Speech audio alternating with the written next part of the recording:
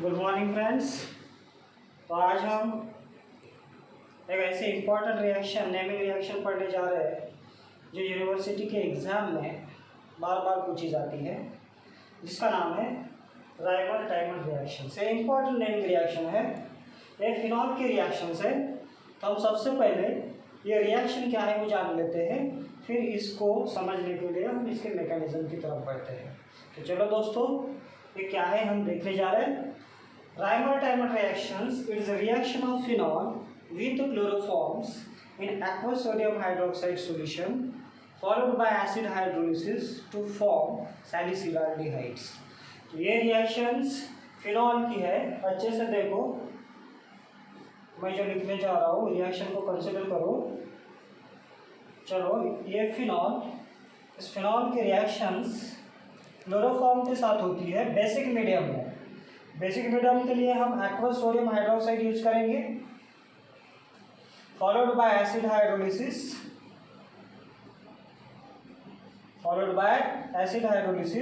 To form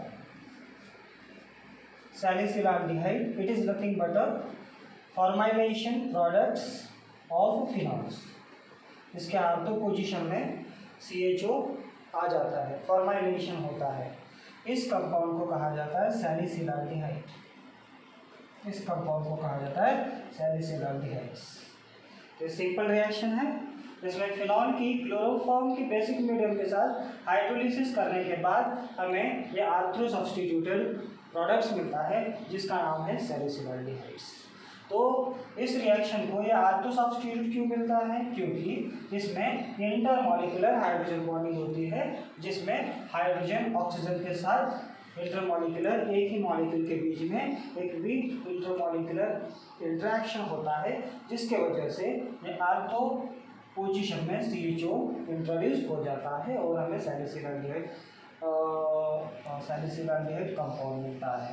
तो चलो दोस्तों, इसका मैकेनिज्म देख लेते हैं। मैकेनिज्म भी बहुत इंटरेस्टेड है। क्या होता है देखो, मैकेनिज्म में सबसे पहले एक इम्पॉर्टेंट रिएक्टिव इंटरमीडिएट बनता है, जिसका नाम है डाइक्लोरोकार्बोक्स। दोस्तों, ये इम्पॉर्टेंट रिएक्टिव इंटरमीडिएट है, ये सबसे पहले बनेगा। फिर बाद में ये इम्पॉर्टेंट रिएक्टिव इंटरमीडिएट फिर फिनॉल रिंग पे अटैक करेगा।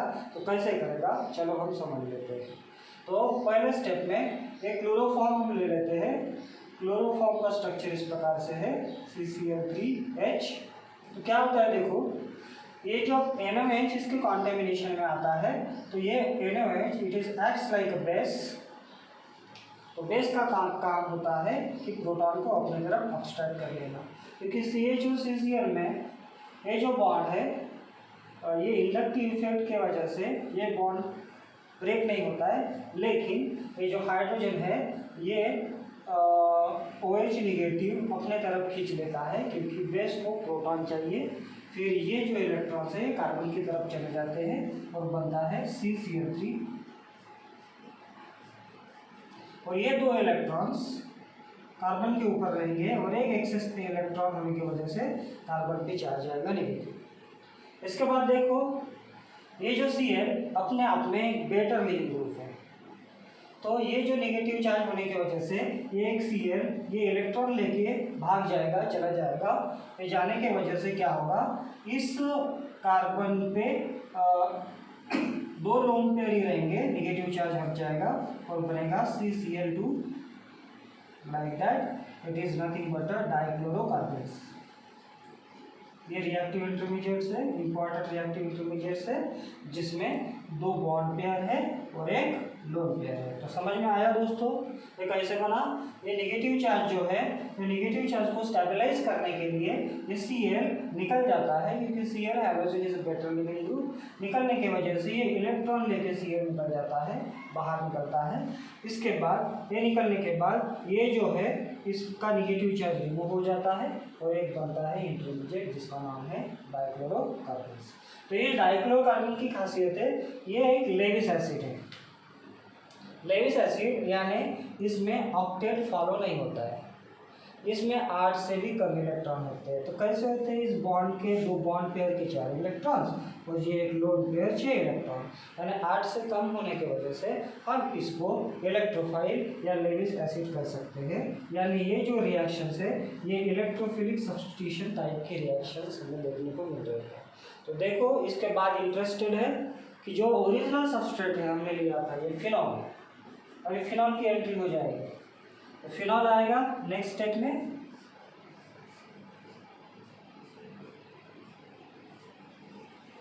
तो देखो दोस्तों, फिनॉल बेसिक मीडियम में रिएक्ट होगा और वाटर मॉलिक्यूल रिमूव कर लेगा। फर्स्ट स्टेप में क्या होगा, ये जो फिनॉल का OH है इसका जो हाइड्रोजन है H+, ये अपना तरफ खींच लेगा, ये इलेक्ट्रॉन्स ऑक्सीजन की तरफ चले जाएंगे, ऑक्सीजन पे नेगेटिव चार्ज आएगा और बनेगा phenoxide like compounds, that is oxygen carrying negative charge due to that lone pairs, और ये वाटर निकल जाएगा। तो क्या होगा इसमें, नेक्स्ट इसमें फिनॉल के पास OH नेगेटिव आएगा, ये H+ अपने तरफ अट्रैक्ट करके फिनॉक्साइड आयन में कन्वर्ट कर देगा। चलो दोस्तों इसके बाद क्या होता है देखते हैं। इसके बाद ये जो नेगेटिव चार्ज होने की वजह से ये क्या करेगा, इस बेंजीन रिंग के साथ रेजोनेंस दिखाएगा।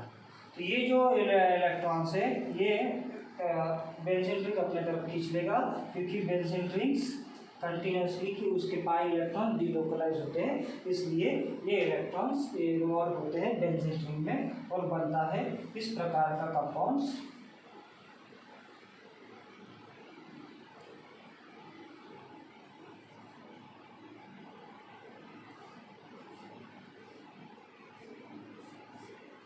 जिस कंपाउंड में बेंजीन की एरोमेटिसिटी यूज होती है, इसमें इस कंपाउंड से इस कंपाउंड में जो हम रेजोनेंस दिखा रहे हैं इसमें ये बेंजीन की एरोमेटिसिटी कंप्लीटली यूज हो रही है। इसके बाद ये नेगेटिव चार्ज होने की वजह से ये जो हमने पहले स्टेप में जो डाइक्लोरोकार्बन बनाया ये इलेक्ट्रोफाइल है, तो इसको इलेक्ट्रॉन की आवश्यकता होती है। तो ये हमने आर्थ्रो सब्स्टिट्यूटेड जो आर्थ्रो पोजीशन पे जो नेगेटिव चार्ज आया है वो अटैक करता है इस इलेक्ट्रोफाइल के पास, इलेक्ट्रोफाइल पर अटैक करता है कि जो डाइक्लोरोकार्बन से, तो ये इलेक्ट्रॉन्स यहाँ पर अटैक करेंगे। अटैक करने की वजह से कार्बन और कार्बन में एक नया बॉन्ड बनेगा और कार्बन पे नेगेटिव चार्ज आ जाएगा। डबल बॉन्ड हो, single bonds, carbon Cl, carbon carrying negative charge आ गया, क्योंकि ये इलेक्ट्रॉन दे रहा है। ये जो आर्थ्रो पोजीशन पे जो इलेक्ट्रॉन है जिस पे नेगेटिव चार्ज आया है, ये जब इलेक्ट्रॉन देगा इस इलेक्ट्रोफाइल को तो कार्बन के पास इलेक्ट्रॉन आने की वजह से कार्बन पे नेगेटिव चार्ज आ जाएगा।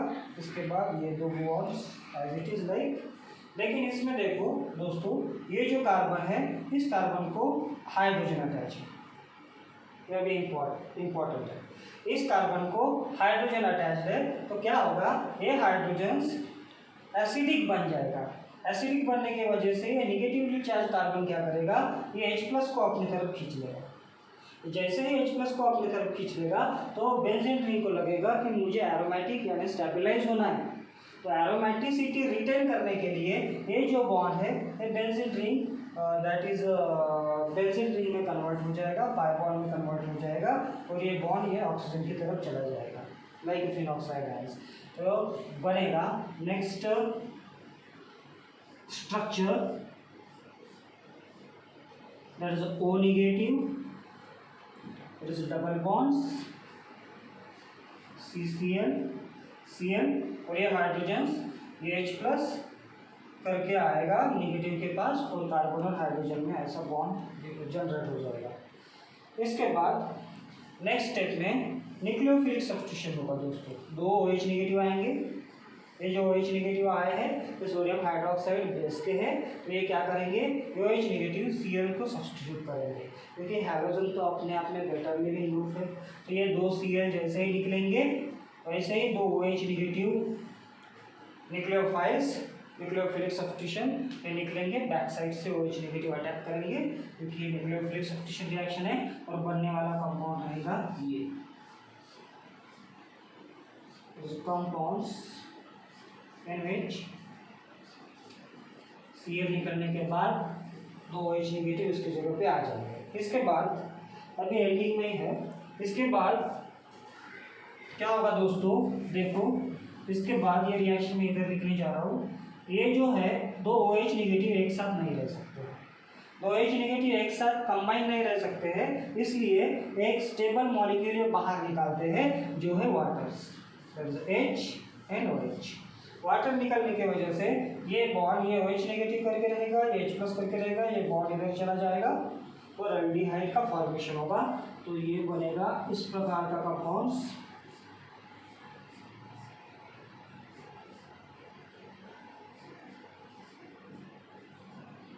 By removing water. देखो OH नेगेटिव अगर एक ही कार्बन पे अटैच है तो स्टेरिकली क्राउडेड हो जाता है, अनस्टेबल हो जाता है कंपाउंड्स, उसके वजह से ये दो OH एक साथ जब होते हैं तो वाटर बाहर निकलता है और वाटर बाहर निकलने की वजह से एलिमिनेशन की वजह से डबल बॉन्ड कार्बन और ऑक्सीजन के बीच में इंट्रोड्यूस होता है। अभी देखो हम इस रिएक्शन में यहाँ पे मैंने O नेगेटिव लिखना भूल गया था। इसके बाद अभी लास्ट स्टेप बचा है जो मैंने बताया था कि बेसिक मीडियम के साथ क्लोरोफॉर्म रिएक्ट होता है, उसके बाद जो लास्ट स्टेप है उसमें हमें क्या करना पड़ता है, इस O नेगेटिव को OH में कन्वर्ट करना पड़ता है क्योंकि हमें फिनॉल ग्रुप में अगर कन्वर्ट करना है तो H प्लस इसके पास आना चाहिए। इसलिए लास्ट स्टेप है जिसमें हम एसिड हाइड्रोलिसिस करते हैं, तो ये जो H प्लस वाला एसिड है ये आ जाता है O नेगेटिव के पास और ये बन जाता है कंपाउंड जिसका नाम है सैलिसिलएल्डिहाइड्स, इसका नाम है सैलिसिलएल्डिहाइड्स।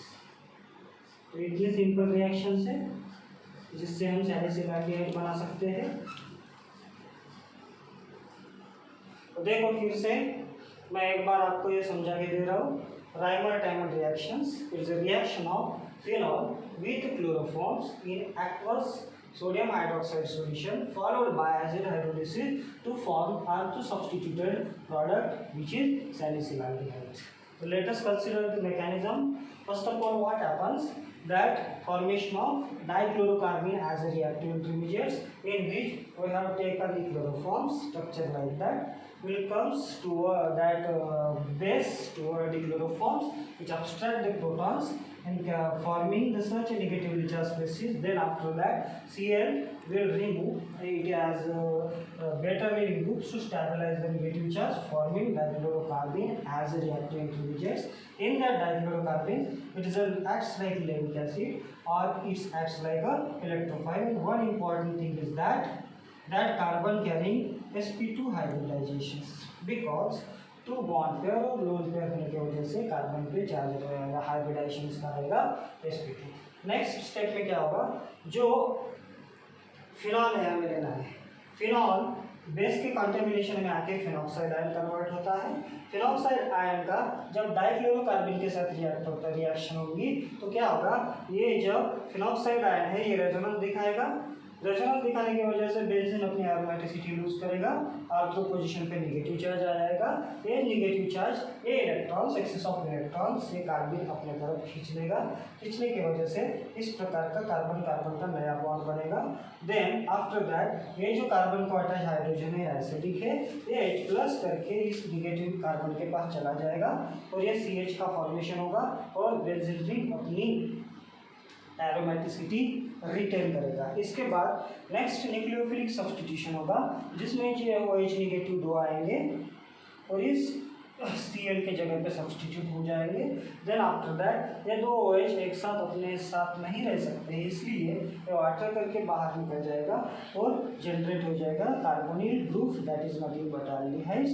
And at last that negative charge जो है इसका एसिडिफिकेशन करने के बाद हाइड्रोलिस वाटर एसिड हाइड्रोलिसिस करने के बाद ये OH में जनरेट हो जाएगा और हमें बनने वाला कंपाउंड मिलेगा सैलिसिलएल्डिहाइड। तो दोस्तों ये इंपॉर्टेंट रिएक्शन है, most of the time university exam में पूछी गई है। आप मेरा वीडियो देखिए, यूट्यूब का चैनल जो है मेरा SKS केमिस्ट्री वर्ल्ड, उस पर जाके आप इस रिएक्शन को अच्छे से कंसिडर कर सकते हो। Thank you.